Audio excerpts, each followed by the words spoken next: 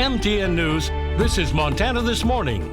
Winter weather is disrupting commutes. We'll tell you what you need to know before heading outside. You know, trucks make it tough because hardly any visibility. Plus, upgrades might be coming to a busy railroad crossing in town. We put together a comprehensive study to know if or what should move forward in the future. And a touching story you don't want to miss. A group of junior high students helping a little girl with cancer. Good morning, everybody. Welcome to Montana This Morning. Weather is our top story this morning. Let's get right into it as you're headed out the door. You need to take your time getting to work this morning. On your screen right now, a map of current road conditions from the Montana Department of Transportation.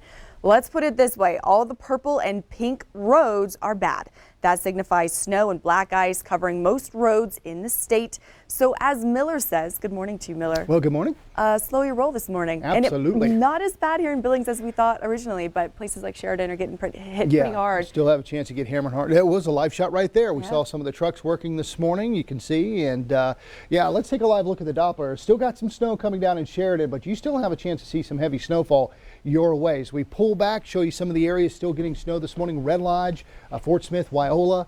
Here in Billings, we have some flurries. Like Augusta said, we didn't get as much as we thought. We kind of dodged a bit of a bullet. Now, we still have some really bad roads out there. The airport got just under 2.5 inches of snowfall. We're still waiting for other totals to come in around the city, but it is a mess out there. Please be careful. This is what it looked like over the last 24 hours. You can see that motion off of that area of low pressure, that moisture coming up from the south. So visibility is also an issue this morning, especially in Sheridan, down in Cody. Here in Billings, we're down to 5 miles, 2 miles in Miles City, 3 in Glendive. Sheridan, you could be down less than 1/4 of a mile this morning with some of the snow that is falling. There's the reason why. There's that area of low pressure. It's going to be causing blowing snow, blizzard conditions over on the eastern side of the state, northeastern corner of Wyoming into the western side of the Dakotas. Just going to be a mess there over the course of the next few days. Stock temperatures. It's cold out there. Right now we're sitting at 14 at the airport with some flurries. Winds are calm across the viewing area, mainly in the teens right now. Some of us may not get much warmer than we are at the moment. And speaking of cold temperatures, we got a big blast of Arctic air heading our way. But when? I'll let you know coming up. Augusta. Thanks, Miller. And Miller's been working overtime this week tracking the storm. He called it. He knew it was coming. And now he's saying Billings is likely going to avoid the foot of snow that some parts of Montana and Wyoming are going to have to expect. But no matter how much accumulates here, we've got city plow drivers ready to clear those roads. Andrea Lutz shows us how they've been getting ready. All shined up. It's so hard to predict the weather. In a row. Like with this storm and a lot of other storms. These big orange beauties. We just kind of take it as it comes in. And as it comes, they'll be ready to go. City street division crews have been eyeing the weather for days. We're reading like 0 inches, minimal accumulation, up to 4 inches by Tuesday evening. But for Derek Miller, it's his job. He says they're fully staffed with 6 drivers a shift starting at 4 p.m. and going until 4 a.m. the next day. 6 at a time, basically. The trucks are filled with sand. Basically fragmented sand and gravel that we put in, and then we also put salt with it. They'll start with the main roads first, and as for your street, well, that might be another day. Reach a certain amount of accumulation, then we'll get them activated, send them out, and plow the residential streets. But in any case, the biggest thing you can do while these big trucks work. When you're out there, you see those lights, just pay attention. Miller says, give them some room to get the job done. Make sure you're not distracted driving and just always look ahead down the road. In Billings, Andrea Lutz, MTN News. Plow drivers aren't the only ones busy on the roads this morning. We're hearing from employees of a Billings hardware store. Lots of folks who can't keep shovels in stock. Lots of folks coming in, trying to stock up on those. Ice melts, also scrapers and snow blowers making appearances on shopping lists. In the past week or two, we've gone through 50 to 100 shovels maybe. We've been selling a lot. I think we had 36 and they went within a week. So they went very fast. We'll have to make sure to stay on top of it because they are just flying out the door. Lots of shoveling will be happening out there this morning as well. Miller has some details on this storm. More information in a few minutes. We're checking in on this West End sober living home almost 2 weeks after it burned to the ground. I was there that morning with Rob, our director, having a look inside. Rob took these shots. That building got very hot. That fire got very hot. The interior and a lot of personal possessions completely gone, gutted. in ashes. But community members are rallying around the men who lived here. Donations are flying in, over $8,000, along with food, clothing, and men's hygiene products. The owners of this sober living home are looking for a temporary place while rebuilding gets underway at this location. 13 men lived here. This morning, Q2's Charlie Kleps takes a look at just how important these facilities are in our city. Sober living homes are prominent in the Magic City. In fact, 37 different ones exist here, meaning as you're driving around, there's a good chance that you passed one without even realizing it. The Todd family owns 4 of these different homes, and they know firsthand just how impactful they can be.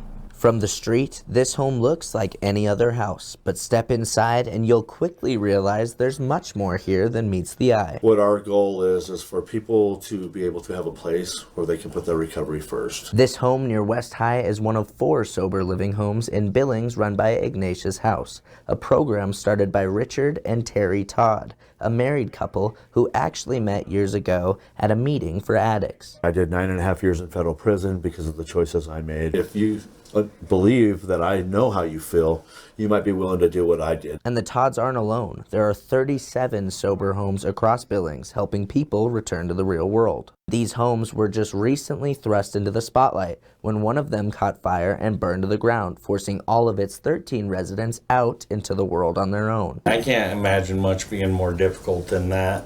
I pray for all of them that they find a place to go and are able to continue working on their recovery. Aaron Bennick worked his way through Ignatius House, but knows it isn't a straight road to recovery. He tried leaving the house once, but ended up changing his mind. I came back to Richard and I was like, I know I haven't done this program right up to this point, but if you will let me stay, I will give you what the guidelines ask for. Fast forward 5 years and Bennick is now one of the administrators for Ignatius House. Now, on the other side, offering advice for those that were just like him. I get to see, people come full circle. It takes a lot of work. It makes me super emotional. And while Bennick is a success story, that isn't the case every time. I get to be on the front lines of miracles, but I also get to be on the front lines of tragedy. It's just our job to create an environment where they have the best opportunity to succeed. My life is so blessed now. I got all my relationships with my family. I just got married in October. All these things that I have now are because of the work I put in this program. In Billings, Charlie Kleps, MTN News. We have more information on how to support that recovery home on our website. But now let's head to a courtroom where a judge is setting bond at $1 million for the woman charged with murdering a man she says was part of a satanic initiation. Prosecutors and her defense attorney say 32-year-old Nina Cochran has significant mental health issues. She has a history of drug use, including a felony conviction. Cochran is accused of stabbing 64-year-old Douglas Nielsen to death in his South Billings home.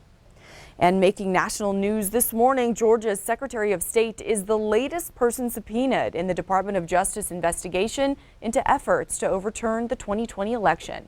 Special counsel Jack Smith wants Brad Raffensperger to talk to the grand jury in the case. Raffensperger was on the other end of a recorded call when former President Donald Trump told him to, quote, find the votes necessary for him to win. And police in the Bahamas have arrested Sam Bankman-Fried, the former CEO of failed cryptocurrency firm FTX. U.S. attorneys say they'll release more information this morning. Bankman-Fried had been under criminal investigation by U.S. and Bahamian officials after FTX collapsed last month. He was scheduled to testify before the House Financial Services Committee today. 2 years ago, Richmond, Virginia was home to more Confederate statues than any city in the U.S. Now, the former capital of the Confederacy has none. Yesterday, the city removed their last Confederate statue, this bronze depiction of General A.P. Hill. It will be given to the Black History Museum and Cultural Center of Virginia. Fallout from the massacre at Robb Elementary continues this morning. A new report finds the Uvalde County Sheriff's Department did not have active shooter training or protocol on the books at the time of the shooting. The report did not investigate the specific actions of Uvalde County Sheriff Ruben Nolasco, who has come under intense scrutiny. During a commissioners' meeting yesterday, community members urged that the sheriff be replaced. Advanced technology could be coming to Billings at the railroad crossing at 27th Street downtown. The Montana Department of Transportation is conducting a study considering installing radar and video to show expected length of delays, helping drivers to decide to wait or find another route. Leaders are looking into other improvements as well, including both an underpass and an overpass. People care about this, especially those that are, living or working in the downtown, utilize the corridor often. They're experiencing it firsthand, sometimes every day. And, that's the outreach we want to hear from. That's what we want to understand, so we can put together a comprehensive study to know if or what should move forward in the future. MDT looking for feedback. They will host a public meeting webinar on Thursday starting at 11:30. If you get slowed down on 27th, check that out. Their study is expected to be completed by the end of the year. Great story from Casey Conlon this morning. He's introducing us to some Billings students, giving everybody a little bit of faith that our future is in great hands. Casey shows us how they're helping a young girl in her battle with cancer. A beautiful gesture Monday here at Will James Middle School. The React Club making tie blankets to benefit tumbleweed and the youth homeless population in Billings. But one blanket was held aside for a Billings girl going through her own very serious battle. This was one of my worst nightmares. Amy Williams couldn't believe the bump on 9-year-old daughter Anna's head would turn into the word no parent ever wants to hear.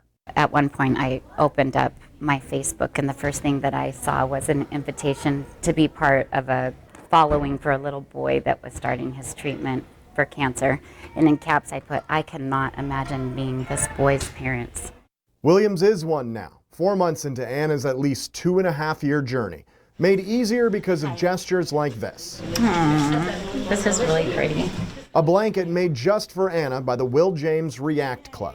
These girls were the ones that made it. I had no hand in that one. They did it all. So thank you, everybody. I appreciate you guys. And Anna does too. React Club member Stella, whose sister is in Anna's class at Meadowlark Elementary, suggested saving one of the nearly 20 tie blankets for Anna. The rest were presented to Tumbleweed to help those who need them most this holiday season. teens helping teens. And so Tumbleweed is that homeless teen shelter. And so we wanted to make sure that we were helping kids of our kind, right? That's all Tumbleweed. The club braved the cold to load up the blankets as efficiently as possible. All in the name of service and support. If it wasn't for the supportive community and friends and schools, I just can't even imagine. I can't imagine somebody doing it without that. Merry Christmas! Merry Christmas! Merry Christmas! Thank you guys. In Billings, Casey Conlon, MTN News.